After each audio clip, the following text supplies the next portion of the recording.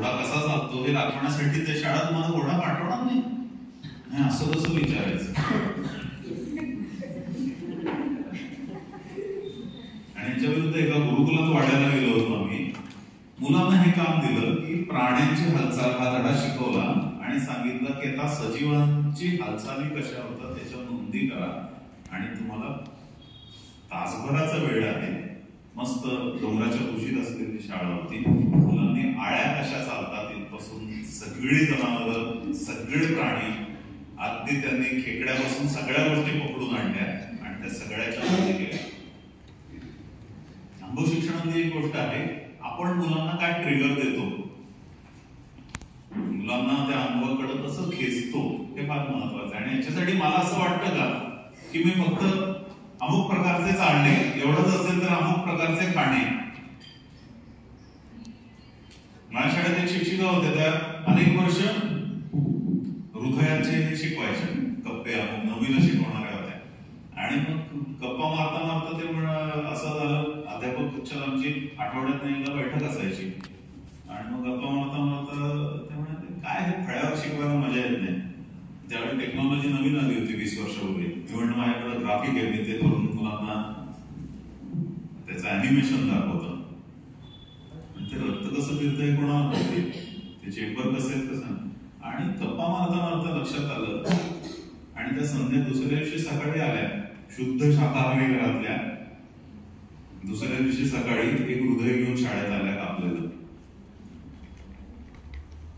शाळेच्या पलीकडे 2 बोर्ड पलीकडे खाटीक खाना आहे, त्या ठिकाणी गेल्या आणि त्या म्हणाल्या त्या बोकडाचं कापलेलं जर हृदय असेल तर ते मला कापून द्या, त्याचा एक स्लाइस. आणि त्या घेऊन आल्या.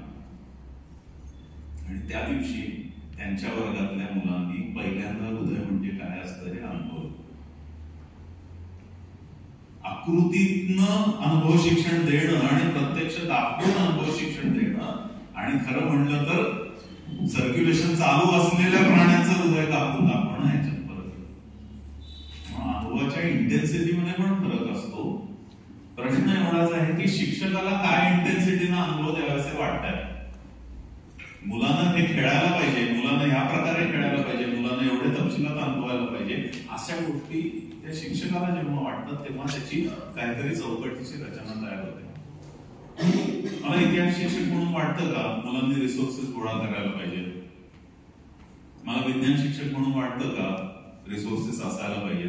प्राथमिक स्रोत, द्वितीय स्रोत, तृतीय स्रोत असे सगळे मुलांनी अनुभवायला पाहिजेत असं मला वाटतं का. प्रत्येक विषयाबद्दलचं आहे. असं शिक्षकाला काय अनुभव द्यावेसे वाटतात फार महत्वाचं आहे. आणि त्या अनुभव देण्याच्या कृती मग कशा घडवून आणायच्या.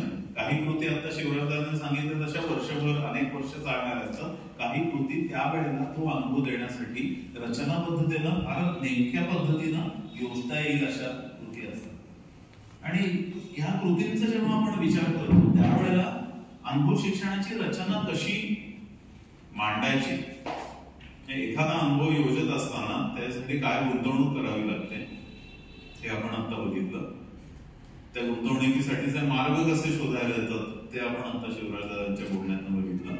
त्यातले शैक्षणिक तपशील त्या पद्धतीनं तयार करत जायचे, त्याच्या रचना कशा बसवायच्या, त्याच्यासाठी शिक्षकांचा संच आपल्या बरोबरचा कसा तयार करायचा, या सगळ्या गोष्टी बघितल्या. पण मुळात आपल्याला आपल्या अभ्यासक्रमाशी निगडीत अनुभव मुलांनी घ्यावेसे वाटतात का, असं काय वाटतं हा प्रश्न पहिला शिक्षकांना विचारायला पाहिजे. सोलापूरला जेव्हा शिक्षकांबरोबर काम करत होतो तेव्हा प्राथमिकच्या शिक्षकांबरोबर काम करत असताना ते म्हणाले अहो काही धडे असे आहेत की जे 3री 4थीला पण आहेत आणि 8वी 9वी 10वीला पण आहेत. आणि मग renewable, non renewable resources, energy sources सगळे असतात.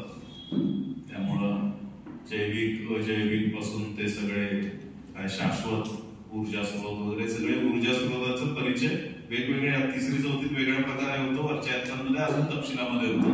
पण सगळे शिक्षक फक्त ऊर्जा संसाधनांची माहिती सांगतात. 9वी 10वीला भूगोल शिकवणारा, विज्ञान शिकवणारा शिक्षक पण शब्दातूनच विंडमिल बद्दल सांगतो. 3री 4थीतला शिक्षक पण तेच करतो. आणि मग काय करता येईल की ज्यातनं मुलांना ऊर्जा संसाधनांचं महत्व समजेल असं काही आपण करू शकू का. की ज्यातनं मुलांना ऊर्जा संसाधनाबद्दल विचार करायला लावला येईल, त्यांना त्याचं दर्शन होईल, त्याच्याबद्दल ते काहीतरी विचार करून काहीतरी मत मांडू शकतील, अशी कल्पना पुढे आली. आणि त्या कल्पनेत असं ठरलं की आपण मुलांना काहीतरी करायला सांगूया. आणि मग आम्ही मुलांना सांगितलं की अजून एक 10-15 दिवसानंतर शनिवारी तास होणार नाहीये, शाळेत येताना प्रत्येक मुलानं घरातील सर्वात जुना प्रकाश देणारी वस्तू जी आहे आणि सर्वात नवीन प्रकाश देणारी वस्तू जी आहे, घरातील सर्वात उष्णतेसाठी वापरली जाणारी सर्वात जुनी जी वस्तू आहे आणि सर्वात नवीन उष्णतेसाठी वापरली जाणारी वस्तू जी आहे, अशा 2 वस्तू प्रत्येक मुलानं घेऊन यायच्या शाळेत येतात. 4 वस्तू प्रत्येक मुलाकडे होत्या, एक प्रकाशाबद्दलच्या 2 आणि ऊर्जेबद्दलच्या 2. आणि अशा 4 वस्तू आणल्यानंतर एका मोठ्या हॉलमध्ये आम्ही त्या 4 वस्तू मांडल्या. मुलांना त्यांचं नाव वगैरे त्याच्यावर लिहून ते सगळ्या वस्तू तिथं मांडल्या. आणि मग मुलांना म्हटलं की आता असं करायचं की यातली सर्वात जुनी वस्तू जी आहे ना ती त्या हॉलच्या त्या बाजूला ठेवायची आणि सर्वात नवीन वस्तू असेल ती या बाजूला ठेवायची आणि क्रमाक्रमानं वस्तू मांडत जाऊया. तास 1.5 तास 3री-4थीची मुलं सर्वात जुनी वस्तू कुठली आहे तिथपासून टप्प्याटप्प्यानं त्या वस्तू मांडत आल्या. आणि मग प्रकाश देणारा ती चिमणी आता अशी त्रिकोणी छोटीशी असायची, ज्याच्यावरती आपण गॅसवरती ते काय पोस्टकार्डाचे हे कापून ठेवलेले असायचे आणि मग ते आपण पेटवायचो. इथपासून अनेक गोष्टी ज्या पूर्वी वापरल्या जातात. सायकलला पण एक दिवा, ज्याच्यात आत दिवा लावलेला असायचा, तेलाचा दिवा असल्यासारखा दिवा असायचा, असं सायकलला लावायचा पण एक दिवा होता. असा एका मुलांना आणला होता. मग तो किती वर्षापूर्वी वापरला होता, तर माझ्या आजोबांचे आजोबा वापरत होते, मग तोच तिकडे ठेवा सर्व. असं करत मुलांनी इंडक्शन कॉईल पर्यंत सगळं मांडलं. आणि ती जी रांग जी झाली तयार, ती काही नाही तर इव्होल्युशन ऑफ रिसोर्सेसची टाइमलाईन होती. ऊर्जा संसाधनांचा विकास कसा झाला याची टाइमलाईन होती. शिक्षकांनी ती टाइमलाईन फक्त समजावून सांगितली. टाइमलाईन मांडली कोणी? मुलांनीच मांडली. काही जागा चुकल्या होत्या, त्यानंतर शिक्षकांनी दुरुस्त केल्या, पण त्यांनी गप्पा मारत नाही ह्याच्या आजोबा याच्या आजोबांची त्याच्या पणजोबांची असं करत करत ते व्यवस्थित मांडलं. मग त्यांना सांगितलं की आता यातले जे ऊर्जा देणारे आहेत ना, त्या ऊर्जेसाठी काय वापरलं जातं याच्यानुसार त्यांचे गट करून आपण मांडूया हॉलमध्ये. मग कोळसा वापरणारं, अमुक वापरणारं, तमुक वापरणारं, तेल वापरणारं, रॉकेल वापरणारे असे सगळे वेगवेगळे गट तयार झाले. ना सगळे फ्युएल्स सगळी जी शिकायला लागतात त्या सगळ्या फ्युएल्सचं वर्गीकरण तयार झालं. शिक्षकांना काही शिकवलं का? नाही, मुलांनी त्यांचं केलं.